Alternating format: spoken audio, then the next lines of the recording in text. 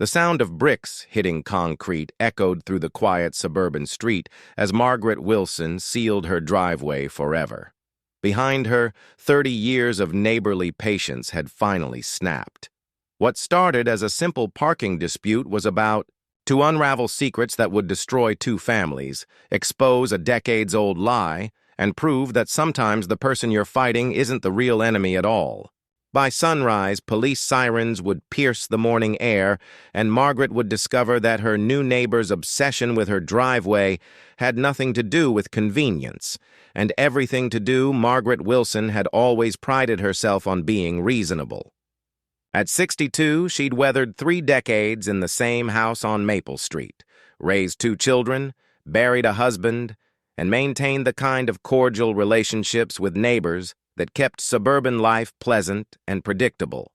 She trimmed her hedges, collected her mail promptly, and never let her garbage cans linger on the curb past pickup day. But as she stood at her kitchen window on this gray October morning, watching the red Honda Civic in her driveway for the 4th time this week, reasonableness felt like a luxury she could no longer afford. "This is ridiculous," she muttered, gripping her coffee mug until her knuckles went white.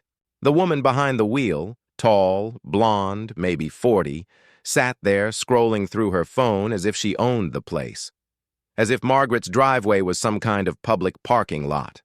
Margaret had tried everything, the polite note tucked under the windshield wipers, the gentle conversation when she'd caught the woman getting out of her car, even a call to the neighborhood association, which had resulted in a form letter about community cooperation and understanding. The woman's name was Linda Prescott, and she'd moved into the rental house next door 3 months ago. 3 months of taking Margaret's parking spot, despite having a perfectly functional driveway of her own. 3 months of dismissive shrugs and empty promises to find somewhere else to park. 3 months of Margaret's blood pressure climbing, every time she came home to find that red Honda in her space. Margaret set down her mug and marched outside. The morning air bit at her cheeks as she crossed the small strip of grass between their driveways. Linda's window was down, and Margaret could hear the tinny sound of music playing through her phone speaker. "Excuse me," Margaret called out, her voice carrying the forced politeness of someone hanging onto their last thread of civility. Linda looked up, and for a moment, Margaret caught something in her expression. Not surprise, but something sharper, more calculating. Then the familiar mask of casual indifference slid back into place. "Oh, hey, Margaret, what's up?" "What's up is that you're parked in my driveway." Again. Linda glanced around as if noticing for the first time. "Oh, this? I'll just be a few minutes. I'm waiting for a call." "You can wait for a call in your own driveway?" "Mine's got that oil stain. I don't want to track it into the house." Linda's tone remained conversational, as if they were discussing the weather rather than the boundaries of private property. Margaret felt heat rising in her chest.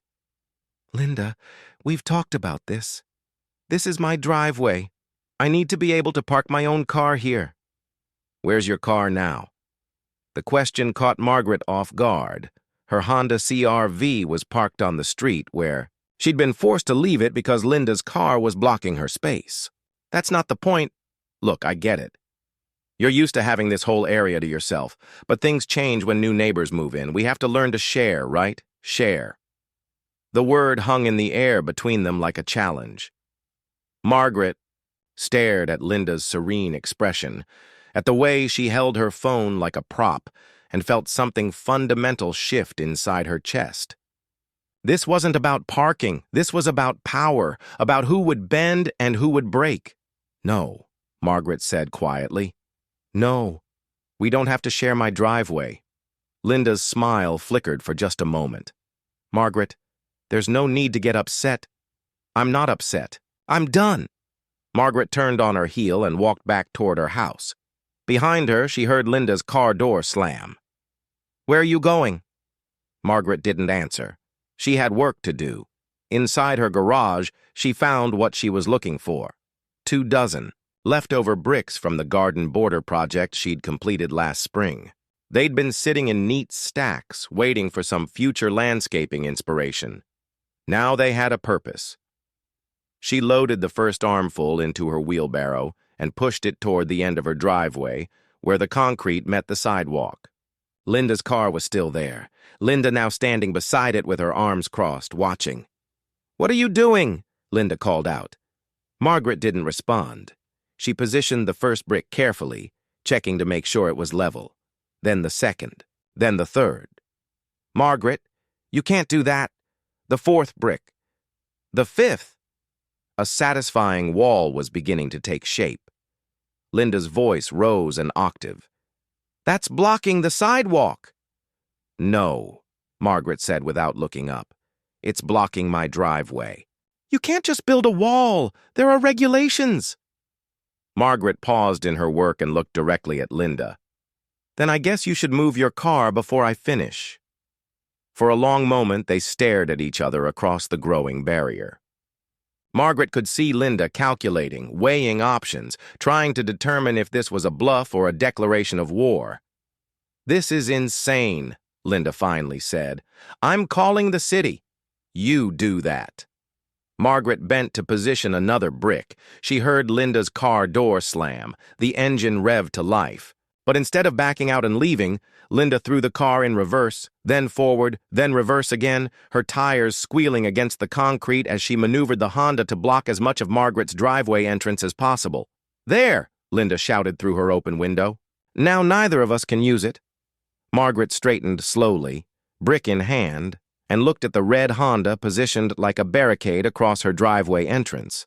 Linda sat behind the wheel, phone pressed to her ear, undoubtedly making good on her threat to call the authorities.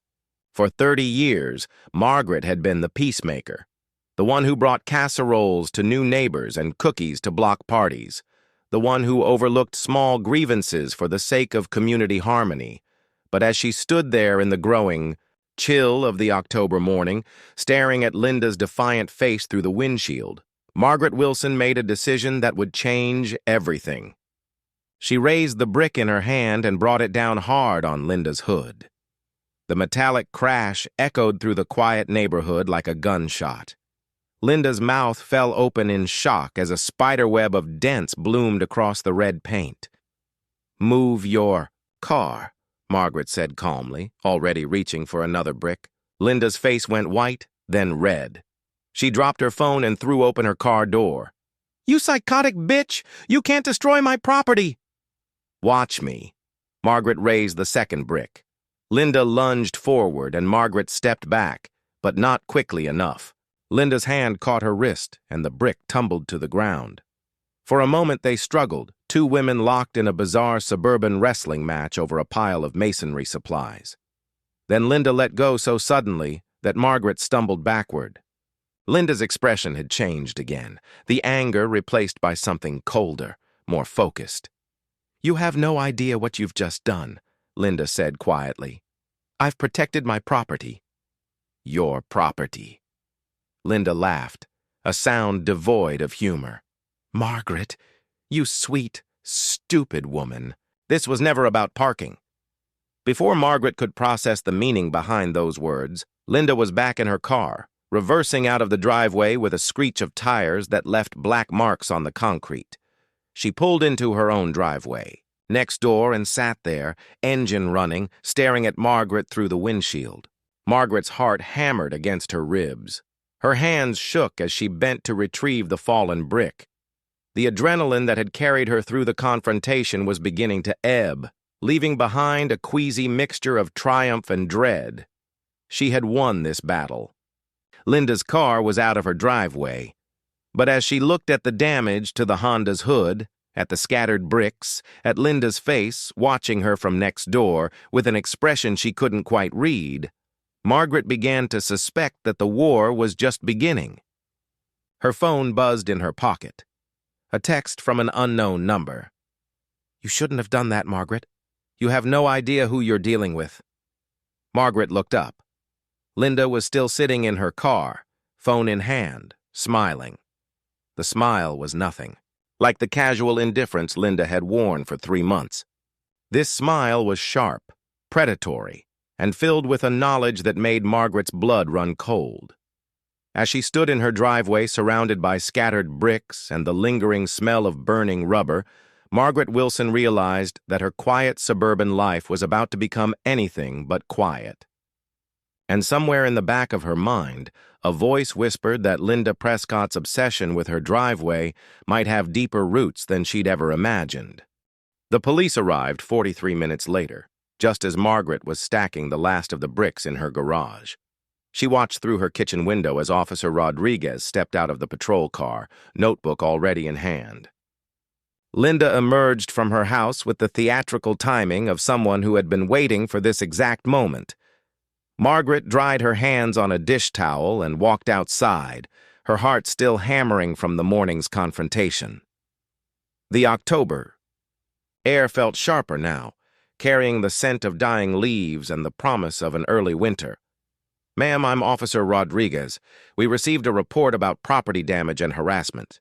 He was young, maybe 30, with the kind of measured politeness that suggested he'd handled plenty of neighbor disputes. "That's correct," Linda said, before Margaret could speak. She gestured toward her Honda, where the dented hood caught the pale sunlight. "This woman attacked my car with a brick. Unprovoked." "Unprovoked?" Margaret's voice cracked with indignation. "You were parked in my driveway again. I asked you to move and you refused." Officer Rodriguez looked between them, then walked over to examine the Honda. He crouched beside the hood, running his finger along the deepest dent. "This is significant damage. What exactly happened here?" Margaret felt the weight of the moment settling around her shoulders. In the harsh light of official scrutiny, her actions seemed less like righteous defense and more like the tantrum of an unhinged suburban housewife. "She's been parking in my driveway for months," Margaret began, her voice steadier than she felt. "I've asked her repeatedly to stop. This morning I decided to build a barrier to prevent it from happening again." "A barrier made of bricks," Linda interjected, "across a public sidewalk." "It's my property line," Margaret shot back. Officer Rodriguez straightened and pulled out his notebook. "Let's start from the beginning. Mrs. Wilson, Margaret Wilson. Mrs. Wilson, tell me about these parking issues." For the next 20 minutes, Margaret laid out her case. The repeated violations, the polite requests ignored, the escalating frustration of a woman who simply wanted to park in her own driveway. Officer Rodriguez took notes, nodding occasionally, asking clarifying questions. When she finished, he turned to Linda. "And your side of this, Ms. Prescott." "Linda Prescott." She wrapped her arms around herself, suddenly looking smaller, more vulnerable. "Officer, I'm a single mother. I work 2 jobs just to afford rent on that house. Sometimes I'm exhausted when I get home, and yes, I've occasionally parked in the wrong driveway by mistake." Margaret's mouth fell open. "By mistake? You've been doing it deliberately for 3 months." "I never meant to cause problems," Linda continued, her voice taking on a tremulous quality. "I tried to explain to Mrs. Wilson that I'm dealing with some personal issues right now. My ex-husband is, well, he's made things difficult. I'm doing my best to rebuild my life. And I thought neighbors were supposed to help each other." The transformation was masterful. Gone was the calculating woman who had smiled while sending threatening text messages. In her place stood a victim, someone to be protected rather than prosecuted. Officer Rodriguez looked at Margaret with new wariness. "Mrs. Wilson, Ms. Prescott says you've been hostile toward her since she moved in.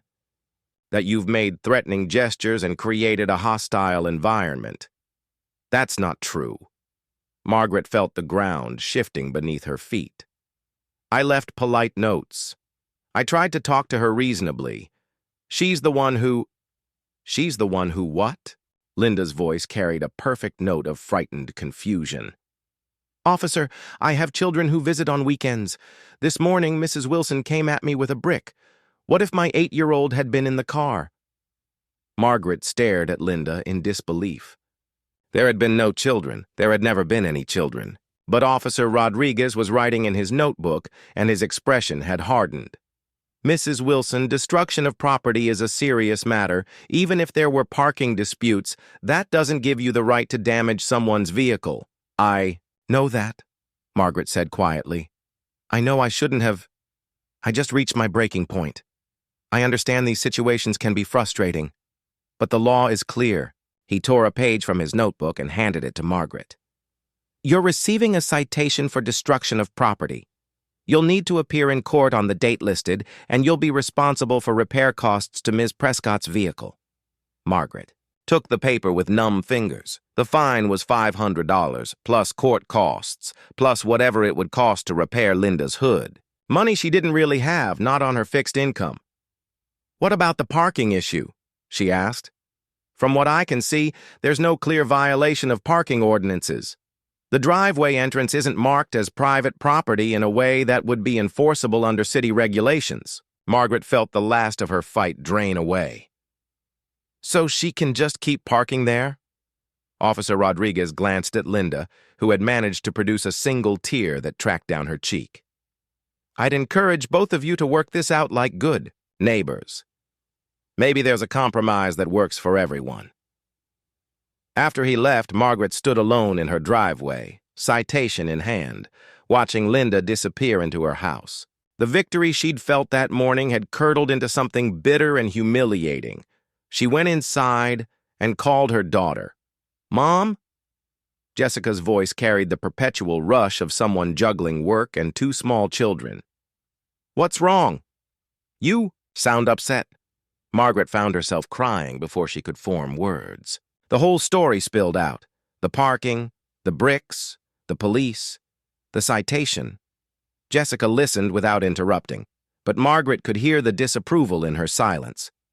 "Mom, you hit her car with a brick?" "I was just so angry, Jess.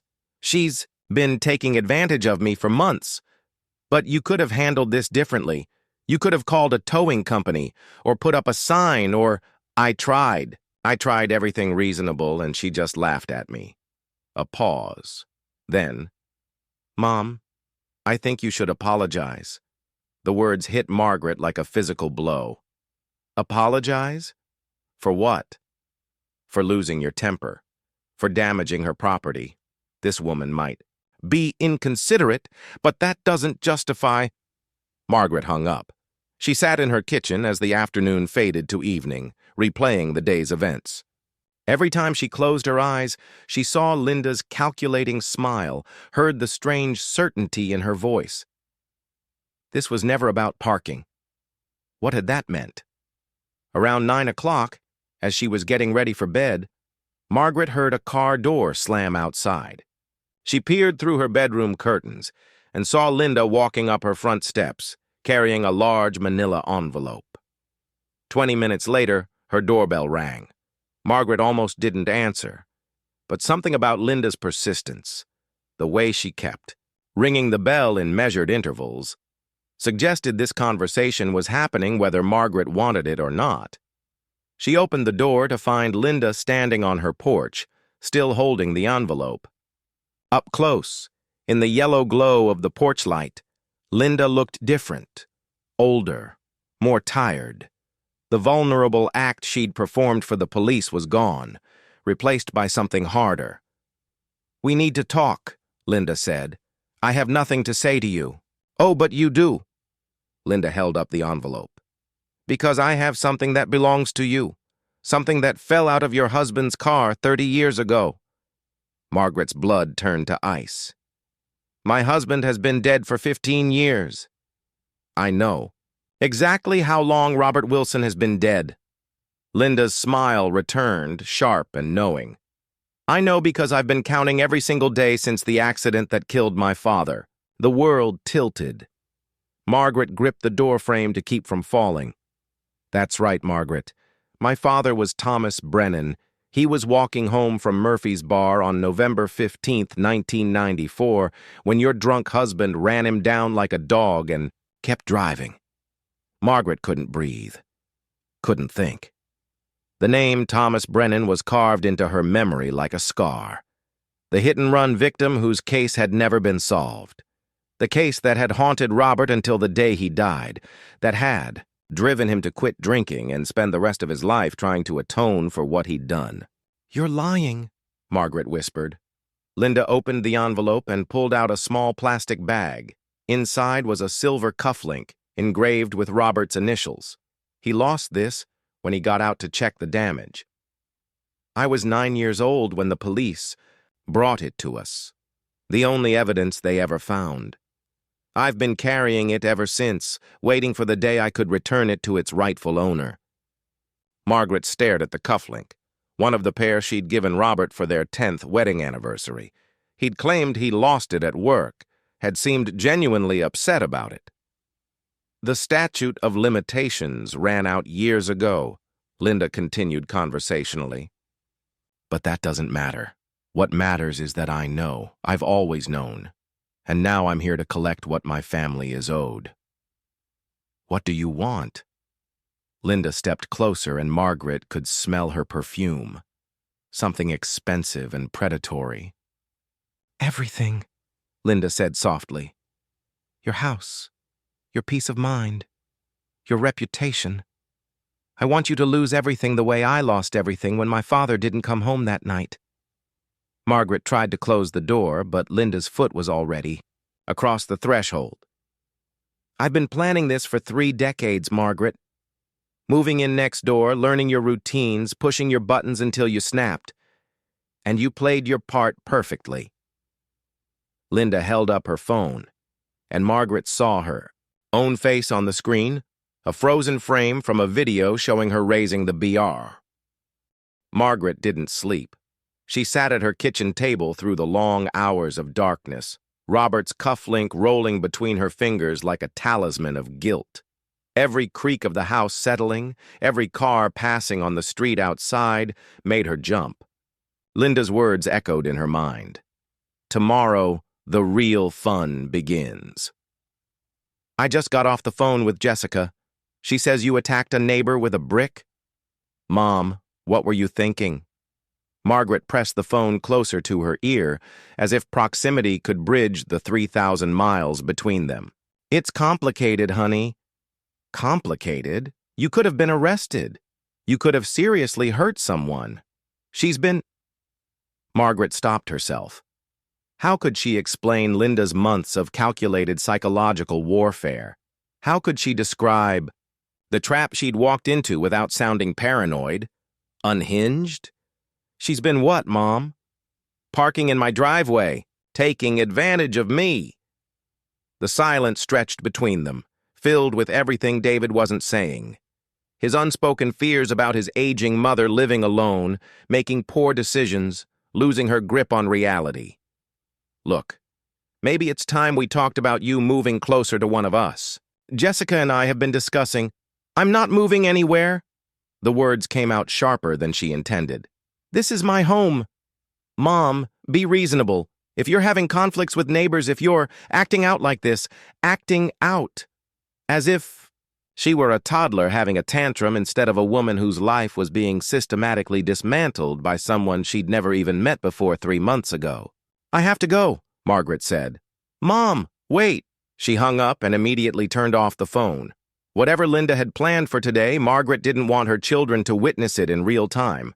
By 8 o'clock, she was dressed and sitting by her front window watching Linda's house for signs of movement.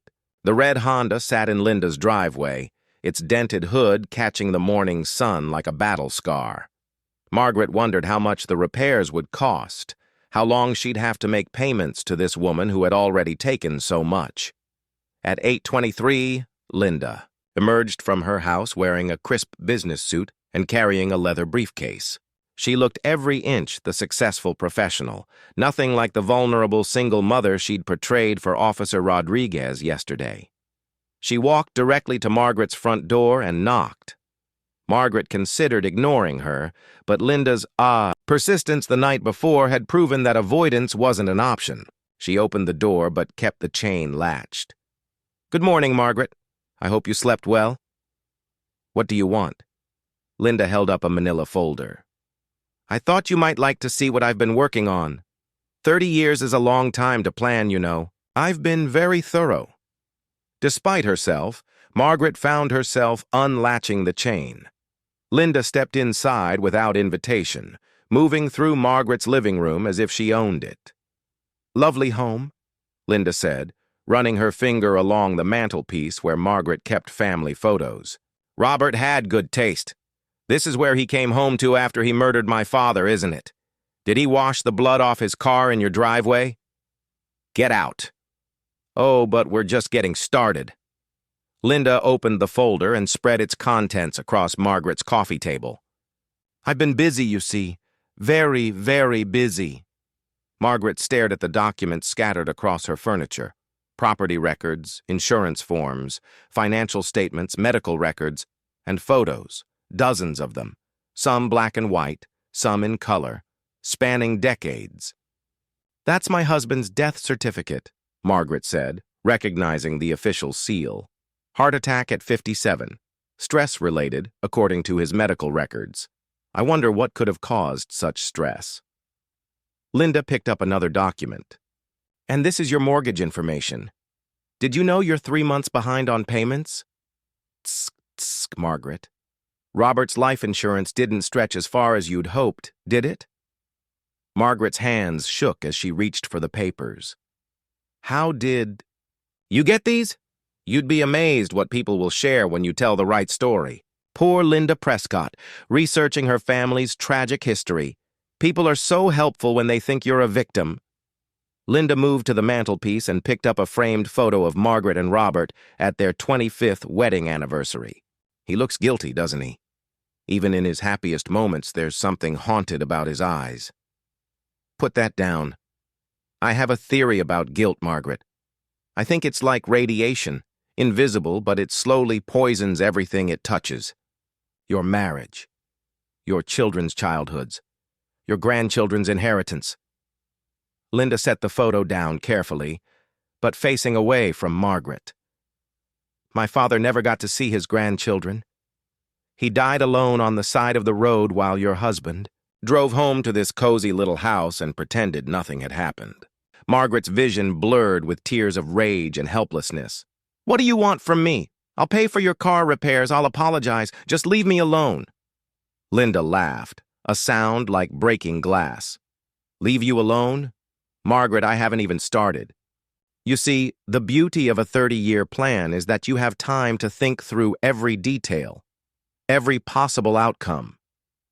She pulled out her phone and showed Margaret the screen. It was a social media page, Margaret's own Facebook account, which she rarely used. But now it was filled with activity she hadn't created.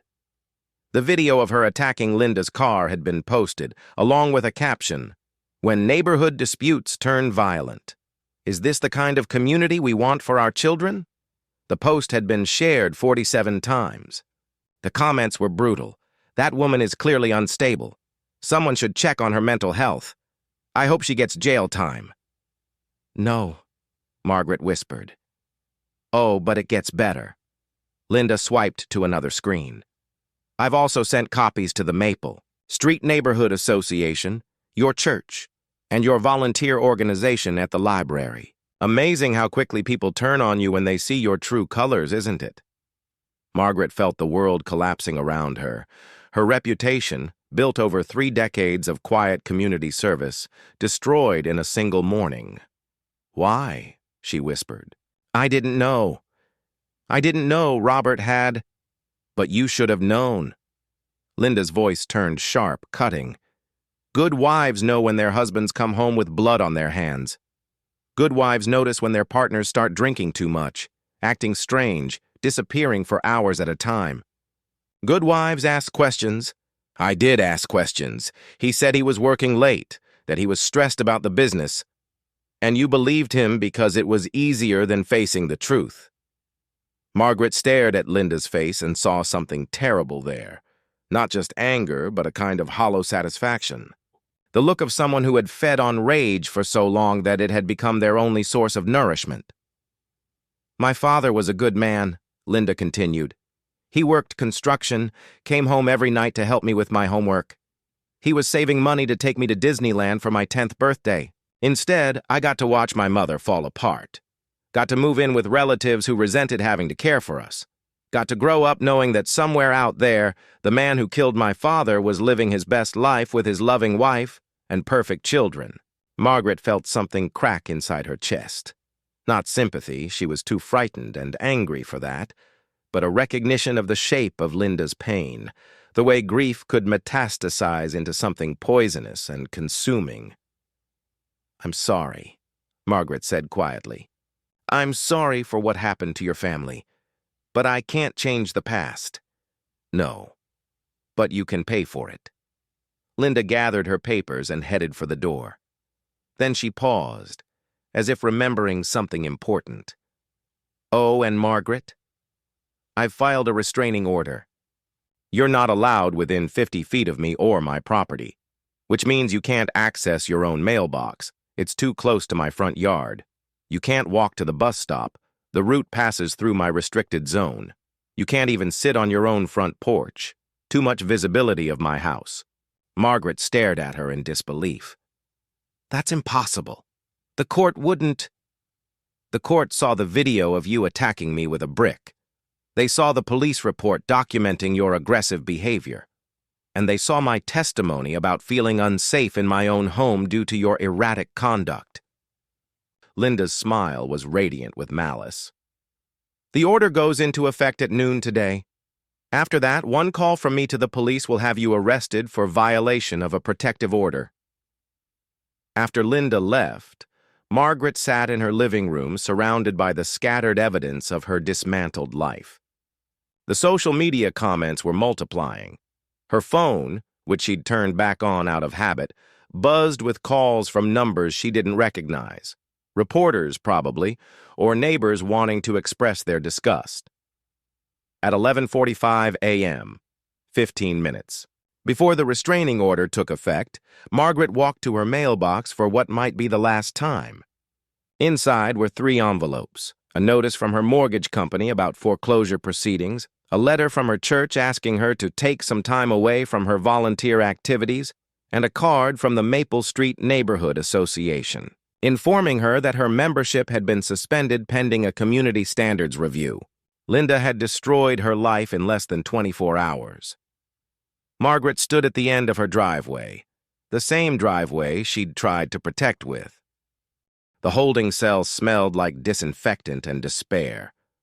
Margaret sat on the narrow metal bench, still wearing the clothes she'd put on that morning, back when her biggest problem had been a dented Honda and a $500 citation. That felt like a lifetime ago. 8 hours. She'd been locked up for 8 hours while Linda's accusations worked their way through the system. Violation of restraining order, harassment, stalking. The charges stacked up like building blocks in a structure designed to bury her completely. Her court-appointed attorney was a tired-looking woman in her 30s who'd spent exactly 12 minutes reviewing Margaret's case before delivering the verdict, plead guilty to all charges except probation and community service, and pray the judge felt merciful. "But I never violated the restraining order," Margaret had protested. "I was at my mailbox before it took effect. Ms. Prescott says you were standing in her yard taking pictures of her house. That's not true." The attorney, Margaret couldn't even remember her name, had given her the look reserved for clients who insisted on fighting unwinnable battles. "Mrs. Wilson, Ms. Prescott has video evidence, time-stamped, showing you on her property at 12:47 p.m., 47 minutes after. The restraining order was active. Impossible." At 12:47, Margaret had been sitting in her living room, staring at the wreckage of her social media accounts. But when they'd shown her the video, grainy security footage from Linda's doorbell camera, there she was, or someone who looked exactly like her, wearing her clothes, standing in Linda's front yard with what appeared to be a camera. The footage was wrong. It had to be. But it had to be wasn't a legal defense. Now, as she waited for her bail hearing, Margaret pressed her face against the small window in the cell door and watched the bustle of the police station beyond. Officers typing reports, phones ringing, the mundane machinery of justice grinding through its daily routine while her life collapsed. "Margaret Wilson, She turned to see Officer Rodriguez standing outside her cell, keys in hand. But his expression wasn't the professional neutrality she'd expected. He looked troubled. "Your bail hearing's been moved up," he said, unlocking the door. "Your daughter's here." Margaret's heart lurched. "Jessica? She flew in from Denver?" "Drove all night from what I understand, she's not happy." That was an understatement. Jessica stood in the lobby of the police station looking like a woman who'd aged 5 years in 5 hours. Her usually perfect hair was disheveled, her business clothes wrinkled from the long drive. When she saw Margaret, her face crumpled with a mixture of relief and fury. "Mom, what the hell is happening?" Before Margaret could answer, Jessica was hugging her fiercely, and Margaret realized how desperately she'd needed that physical connection to something real and unchanged in her rapidly shifting world. "I've been trying to piece this together from news reports and social media posts," Jessica said as they walked toward the exit. "The video of you hitting that woman's car is everywhere, Mom. Everywhere. David's kids saw it at school. My boss asked me about it. This is a nightmare." "I know, I'm sorry. I never meant for—" "Sorry doesn't fix this." Jessica's voice was sharp with exhaustion and stress. "I had to mortgage my house to make your bail. My house, Mom. Because apparently you're considered a flight risk." They climbed into Jessica's car, and Margaret noticed the stack of legal documents on the dashboard. Her daughter had been busy during the long drive from Denver. "I hired you a real attorney," Jessica said as she started the engine. "Someone who specializes in neighbor disputes and harassment cases. She's expensive, but she thinks there might be more to this situation than what's on the surface." "More how?" "The timeline doesn't add up. This woman, Linda Prescott, she has no verifiable employment history before 6 months ago, no credit history, no rental references. It's like she materialized out of thin air specifically to move in. Next to you?" Margaret felt a spark of hope for the first time in days. "You believe me?" "I believe something's wrong. And after I saw that security footage," Jessica shook her head. "Mom, I've known you my entire life. I've seen you angry. I've seen you frustrated, but I've never seen you do anything remotely like what that video shows. The woman in that footage? That's not you." They drove through Margaret's neighborhood in silence, past the houses where she'd once felt welcome and safe. Now the familiar streets felt hostile, every passing car a potential source of judgment and condemnation. As they turned onto Maple Street, Jessica sucked in a sharp breath. Jesus Christ! Margaret's house was surrounded by news vans. Reporters with cameras and microphones clustered on the sidewalk like vultures. The small front lawn was trampled with footprints, and someone had spray-painted "Psycho" across her garage door in red letters. "We can't go in there," Jessica said. "It's my house." "Not anymore. Look." Margaret followed her daughter's gaze to the "For Sale" sign planted in the front yard. Below the realtor's information, a red banner proclaimed, "Price reduced, motivated seller." "I never put my house on the market," Margaret whispered. "Someone did, and they used a power of attorney document with your forged signature." Jessica pulled out her phone and showed Margaret a legal document. "The sale is scheduled to close in 2 weeks. The buyer, L&P Investment Holdings, LLC." Margaret stared at the screen until the letters blurred together. L&P, Linda Prescott. "She's buying my house," Margaret said. The audacity of it was breathtaking. "She's literally buying my house out from under me." "Not if we can stop her. But we need to be smart about this. We need evidence." Jessica drove past the reporters and parked 2 blocks away, in front of a small coffee shop Margaret had frequented for years. Through the window, Margaret could see the owner, a kind woman named Sarah who'd always remembered her order, pointing in their direction while talking to a customer. The customer turned to stare, and Margaret recognized her neighbor from 3 houses down. Former neighbor, she corrected herself. She didn't live here anymore, didn't belong here anymore.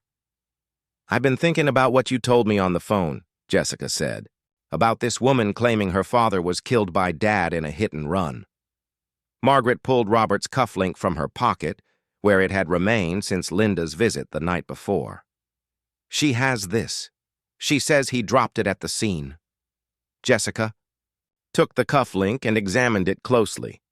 "Mom, when did you give this to Dad?" "Our 10th anniversary, 1987. "And when was this supposed accident?" "November 15th, 1994.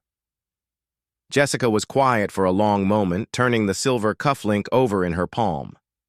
"Mom, do you remember Dad's accident? The one where he broke his collarbone?" Margaret frowned. That was in November 1994. He fell off a ladder at the construction site." "He didn't fall off a ladder?" The certainty in Jessica's voice made Margaret's blood run cold. "What do you mean?"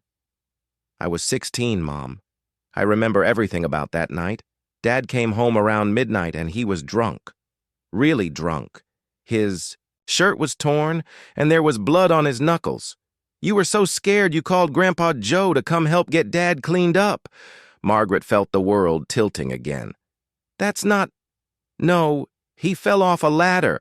The next morning, you both told David and me it was a work accident, but I heard you fighting about it. I heard you screaming at him, asking what he'd done, and I heard him crying, Mom. Dad was sitting at the kitchen table crying like a broken man, saying he couldn't live with what he'd done." The coffee shop, the street, Jessica's face. Everything went blurry as Margaret struggled to process this revelation. She'd buried those memories so deeply that she'd convinced herself they'd never happened. The night Robert came home covered in blood and guilt. The weeks of silence that followed. The way he'd quit drinking overnight and thrown himself into charity work with a fervor that bordered on obsession. "You knew," Jessica said quietly. "Part of you has always known." Margaret closed her eyes and let the suppressed memories flood back. Robert's confession, whispered in the darkness of their bedroom weeks later. The hit and run. The man who'd died.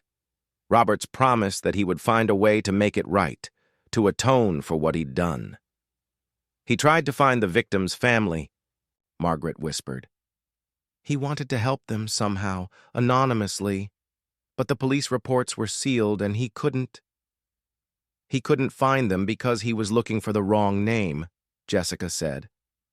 "Mom, I did some research during the drive. There was no hit-and-run victim named Thomas Brennan on November 15th, 1994. There was no hit-and-run at all that night." Margaret stared at her daughter. "What are you saying?" "I'm saying Linda Prescott is lying about everything. The accident, her father, the cufflink, all of it.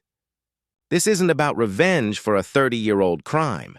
This is about something else entirely." Before Margaret could respond, her phone buzzed with a text from an unknown number. "Having a nice chat with your daughter? You look cozy. Shame if something happened to disrupt your reunion." Margaret looked up sharply, scanning the street around them. Across from the coffee shop, a woman in dark sunglasses sat in a parked sedan holding a phone. Even from a distance, Margaret could see her smile. "Linda. She's watching us," Margaret whispered. Jessica followed her gaze and saw Linda's car. For a moment, mother and daughter sat frozen, staring at the woman who had systematically destroyed Margaret's life with surgical precision. Then Jessica did something Margaret didn't expect.